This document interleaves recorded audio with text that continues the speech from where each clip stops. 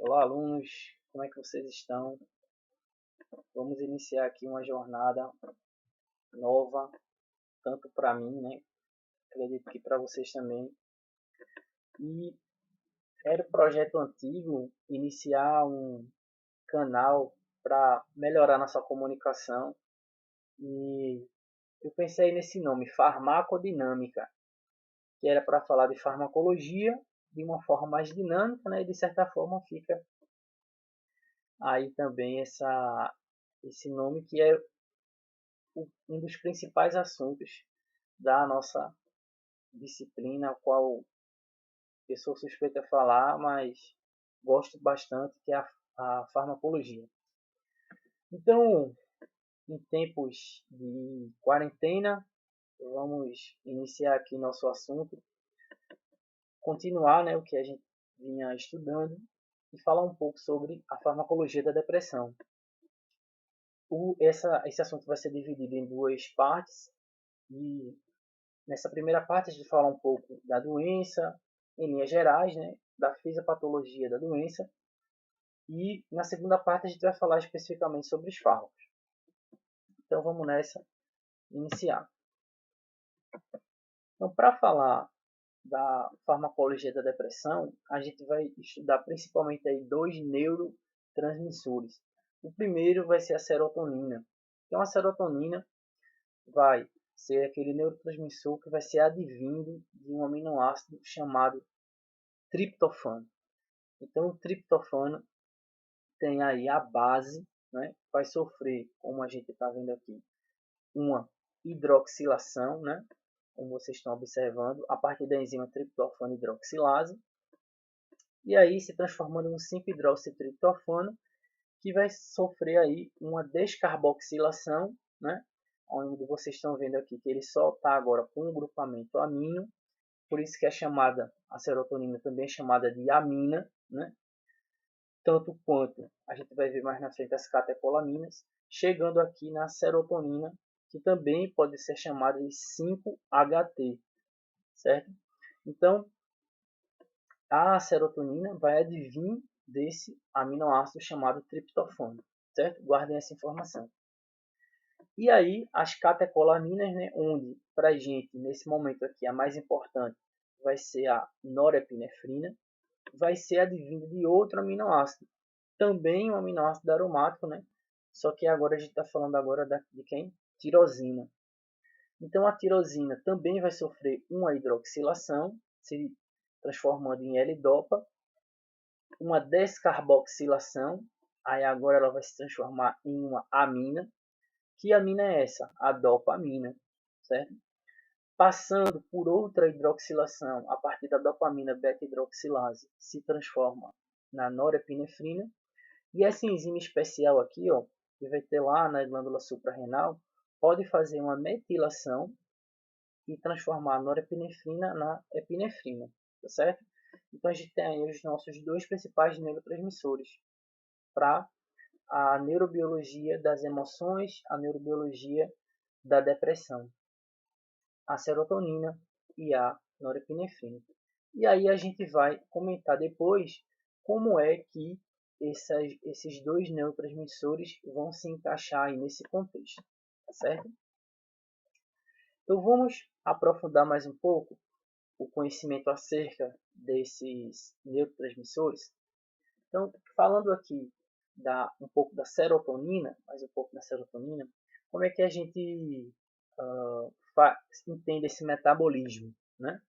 Então, como a gente falou, né, a serotonina vai vir a partir do triptofano e toda a sua síntese vai acontecer dentro aqui do próprio neurônio, né, desse neurônio serotoninérgico. Então, aqui, ó, aqueles processos que a gente já falou, né, a hidroxilação e a descarboxilação, e aí essa serotonina vai ser captada para dentro da vesícula a partir desse transportador chamado VMAT, né, que é o transportador vesicular de monoaminas. O VMAT vai transportar não só a serotonina, mas qualquer outra monoamina que esteja ali nesse neurônio. Mas como a gente está falando especificamente de um neurônio que sintetiza a serotonina, né? Ou seja, a partir desse aporte de triptofano e com as enzimas presentes, ele consegue sintetizar essa serotonina.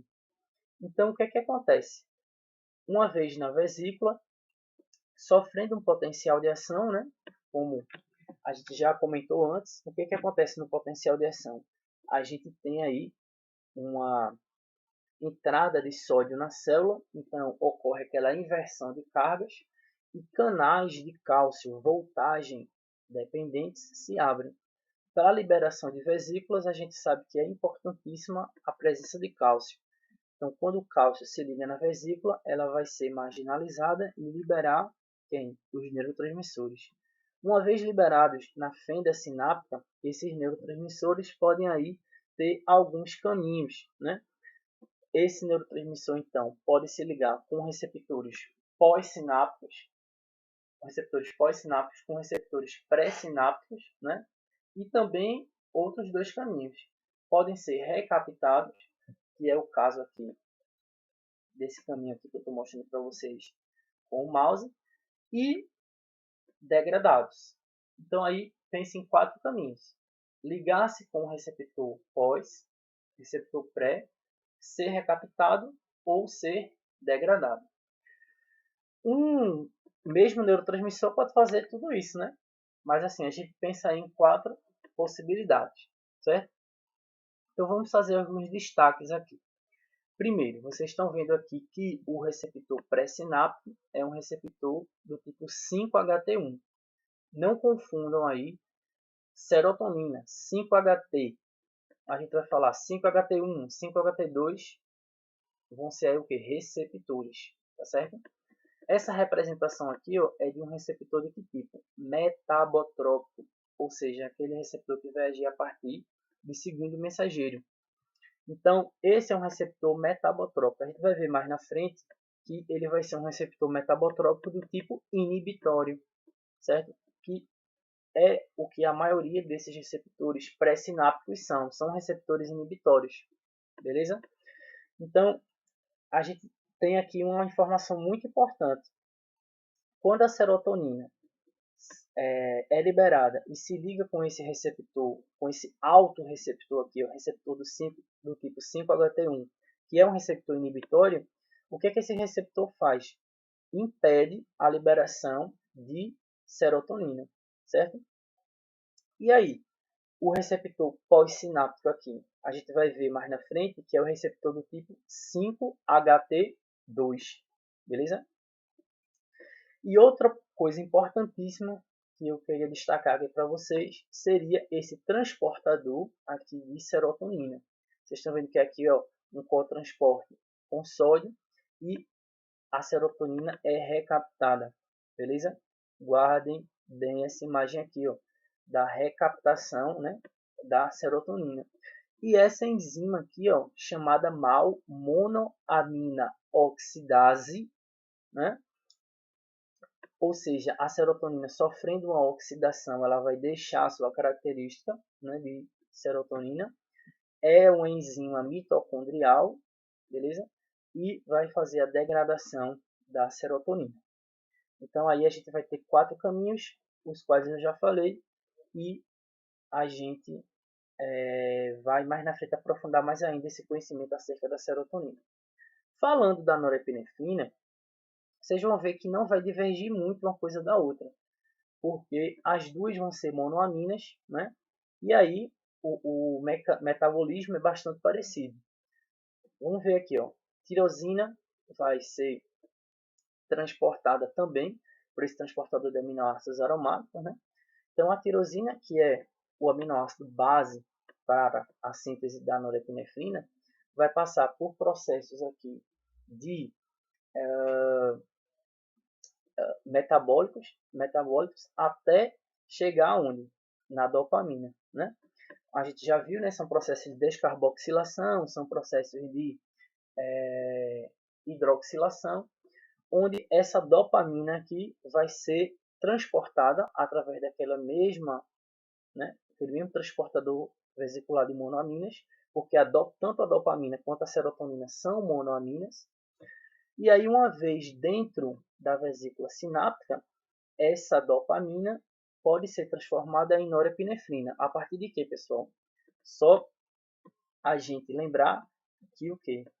Falei aqui para vocês. O que é que a dopamina tem de diferente da norepinefrina? Uma hidroxilação, tá certo? Então, essa enzima dopamina beta-hidroxilase, ela vai ter que estar onde? Dentro da vesícula, certinho? Então, ó, mesmo processo, potencial de ação, entrada de cálcio.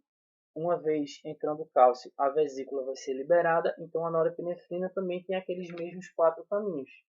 Ela vai se ligar com o receptor autorreceptor, receptor pós-sináptico, pode ser recaptada e degradada pela MAO, monoamina oxidase. Ela degrada monoamina, não importa qual monoamina seja, beleza?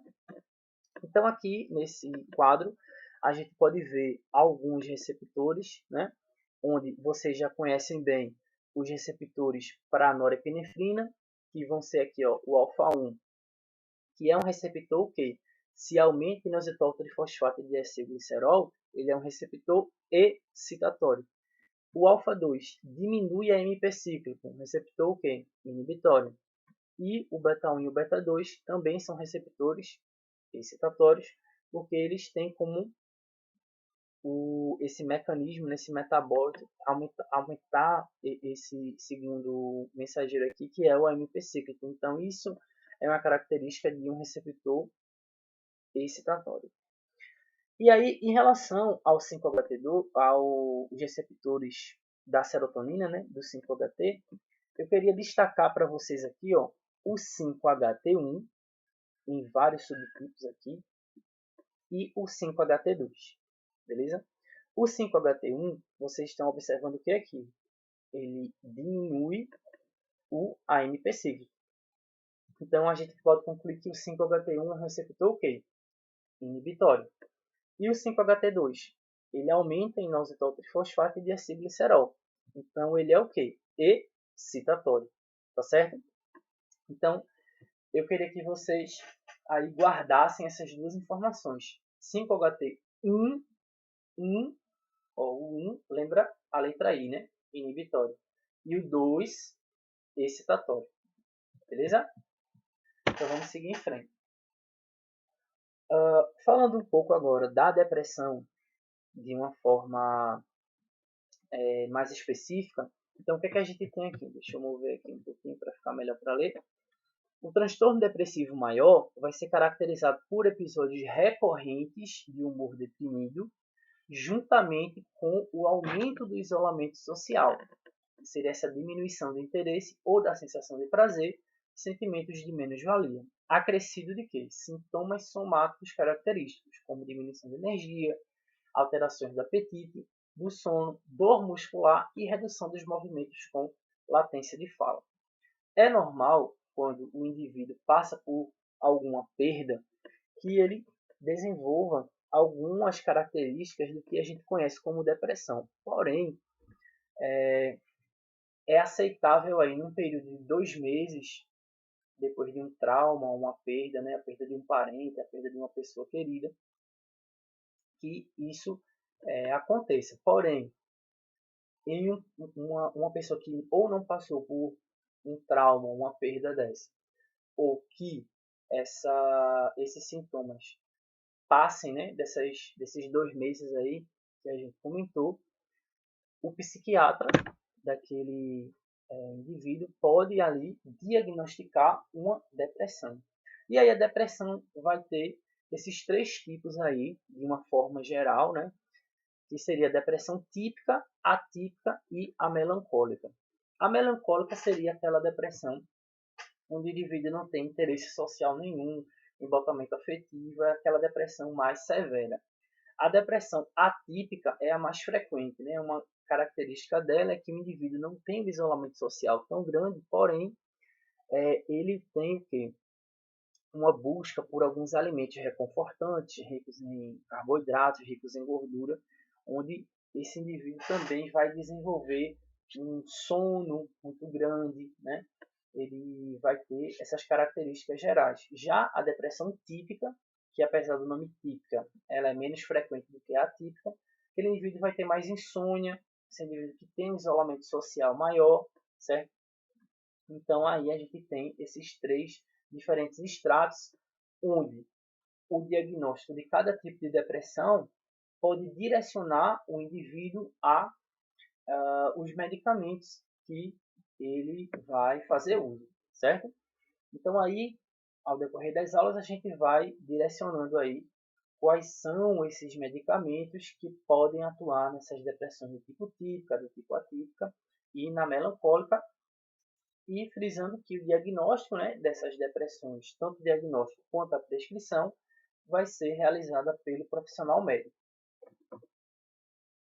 E aí a gente chega na parte onde a gente faz o cruzamento dessas informações que a gente tem em relação a os neurotransmissores e em relação à depressão, né? Uma coisa que eu não falei antes dos neurotransmissores, né, que essa emoção que é relacionada com a serotonina foi comprovada cientificamente, né, por alguns cientistas, onde foram observados alguns experimentos de aumento ou diminuição desses receptores, desses neurotransmissores, traria alterações nas emoções, né? Na depressão, né? Por exemplo, o aumento de serotonina, dessa liberação de serotonina, norepinefrina, por parte de algumas drogas, como o êxtase, por exemplo, foi comprovado, né? E foi relacionado, então eu acho que a depressão, né, pode estar sendo relacionada aí com esse aumento desses neurotransmissores, etc. Então não é uma coisa assim achada, é uma coisa realmente cientificamente comprovada, né? Coisa que a gente está precisando muito no momento, que as pessoas sigam de fato o que? Informações científicas, né? Cuidado com esses áudios do WhatsApp, cuidado com essas mensagens sem fonte. A gente precisa, principalmente vocês que estão buscando aí uma formação técnica, uma formação científica, que a gente cada vez mais cheque as informações e não se deixe levar aí por más influências, né? Então vamos seguir em frente aqui com a nossa aula. Então, o que é que a gente sabe em relação a esses neurotransmissores, né? Que a serotonina e a norepinefrina vão advir desses aminoácidos, beleza? E que esses neurotransmissores fazem parte de um sistema muito importante para as emoções, que seria o sistema límbico, beleza? Então, especificamente a serotonina, lá no locus coeruleus, desenvolve um papel muito importante para o nosso humor, certo? A gente vai ter uma aula depois aí de estabilizadores de humor, estabilizantes, né, de humor, onde a gente vai aprofundar um pouco essas questões, certo? Então, o que foi observado na hipótese das monoaminas? Essa hipótese, como o nome fala, é uma hipótese, né? Porque assim a gente sabe que na ciência as coisas vão não mudando, né, mas vai se acrescentando mais informações para a gente ter uma informação mais concreta. Então, é chamado de hipótese das monoaminas porque também existem outras hipóteses, mas essa hipótese é a mais sustentada, porque até pela farmacoterapia que é feita para a depressão, essa hipótese assim é a que mais sustenta aí essa fisiopatologia da depressão. Então, o que seria essa hipótese das monoaminas?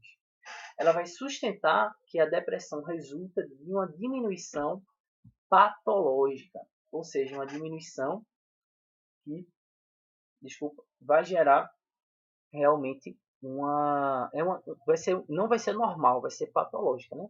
Dessa neurotransmissão de serotonina e ou norepinefrina. Então a gente tem aí as duas moléculas, né? Esses dois neurotransmissores sendo relacionados com essa depressão. Então, como eu falei para vocês, é uma hipótese, certo? Onde a diminuição patológica geraria essa depressão. Então, com base nessa hipótese, né, nessa hipótese das monoaminas, pode-se deduzir que o aumento da neurotransmissão da serotonina e norepinefrina pode melhorar ou reverter a depressão. Então, nessa informação que eu falei para vocês agora, é baseada toda a farmacoterapia da depressão, certo? Não toda, mas ali a grande maioria, esmagadora maioria de fármacos que atuam na depressão. Então, vamos pensar comigo. Se a hipótese é que a diminuição da norepinefrina vai causar depressão, então eu tenho que gerar o quê? O aumento dessa neurotransmissão para que a depressão possa ser revertida. Então a gente vai fazer isso a partir de alguns mecanismos que a gente vai tratar no próximo vídeo, como a inibição da recaptação, a inibição da degradação, por exemplo. E aí a gente vai conseguir aos poucos fazer essa reversão, né, da depressão. Porém, né, sempre tem que ter um porém, o uso de fármacos não reverte ou melhora a depressão dos usuários instantaneamente. Pelo contrário, pode até piorar o quadro depressivo e de ideação suicida nos primeiros dias de tratamento. Esses medicamentos só vão alcançar resultados em média 6 a 8 semanas de tratamento. Mas por que isso acontece? Aí a gente vai relembrar de um fato que a gente falou na aula de hoje, né? Vamos lá. Quando a gente fala de uma fenda sináptica aí, de comunicação, né, entre dois neurônios serotoninérgicos, né, um que está liberando aí a serotonina e o outro que vai receber essa serotonina, o que é que a gente tem, né?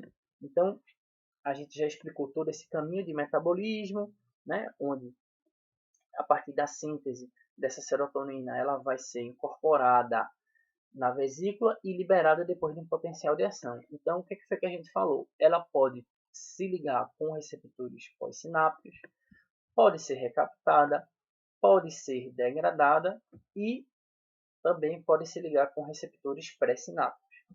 Então, observe aqui, ó, antes do tratamento, observe a quantidade, né? Isso aqui é uma ilustração didática de serotonina que esse indivíduo aqui tem nessa fenda sináptica. Então, o que é que está acontecendo aqui? Eu tenho pouca serotonina para estimular os meus receptores de que tipo? 5-HT2, certo? Receptores pós-sinápticos 5-HT2. Então, eu teria o quê? Um baixo nível de sinalização. E aí, ó, esses neurotransmissores também vão se ligar com receptores pré-sinápticos, né? Causando o quê? A diminuição dessa liberação de neurotransmissor para a fenda sináptica. E aí, o que é que a gente tem? Vamos tratar, né? Vamos tratar esse indivíduo. Então, com o tratamento agudo, ou seja, nesse início de tratamento, né? O que é que a gente tem de início? Um aumento de serotonina na fenda. Fazendo o tratamento aqui, ó, com antidepressivo tricíclico ou inibidor seletivo da recaptação de serotonina, que a gente vai ver na aula 2. Então, se eu bloquear aqui, ó, a recaptação dessa serotonina, o que é que vai acontecer? Aqui na fenda vai se aumentar o número de serotonina. Beleza. Estou falando, né, de serotonina e de noradrenalina. Porém, o que é que vai acontecer também? Ela vai se ligar tanto ao receptor pós-sináptico quanto ao receptor pré-sináptico. E aí, de início, o que é que pode acontecer? Essa ligação com receptores pré-sinápticos vai fazer o quê? Inibir também a liberação de serotonina na fenda. Então, de início, o que é que eu posso ter? Uma diminuição, né? De início, eu posso ter uma diminuição da liberação de serotonina na fenda, apesar de estar fazendo bloqueio. Porque esses neurotransmissores vão se ligar tanto a receptores pré-sinápticos quanto a receptores pós-sinápticos. Então, aqui, mais uma vez, eu mostro para vocês, ó, um baixo nível de sinalização. Porém, quando a gente faz um tratamento a longo prazo, o que é que a gente observa? A gente observa que ocorreu o que aqui, ó? com esses receptores pré-sinápticos. Um processo chamado de infrarregulação, né, down regulation, onde esses receptores aqui, por ter uma estimulação constante, eles vão, né, fazer uma infrarregulação. Não vão estar mais ali expressos na membrana, né? E aí o que é que vai acontecer? Se eu tenho menos receptores inibitórios, eu inibo menos. Se eu inibo menos, eu libero mais. Liberando mais com a minha vesícula, né? Na verdade, o meu transportador bloqueado, eu aumento serotonina na fenda. Aumentando serotonina na fenda, o que é que eu tenho? Nível terapêutico de sinalização. Então, a partir disso, a partir desse mecanismo aqui, ó, a gente tem aí que o indivíduo que inicia um tratamento da depressão, ele tem que esperar aí ao menos de 1 mês e 15 dias a 2 meses para poder ver os resultados. Por isso que o farmacêutico, ao fazer, né, essa atenção farmacêutica, e o médico, ao prescrever esse medicamento, ele tem que passar essa informação ao seu paciente. Por quê? Às vezes o paciente pode desistir do tratamento por achar que o medicamento não está fazendo efeito. Mas, na verdade, tem que acontecer ali no meio, né, daquele indivíduo uma adaptação, né, para que o tratamento comece a surtir efeito. Tá certo, pessoal?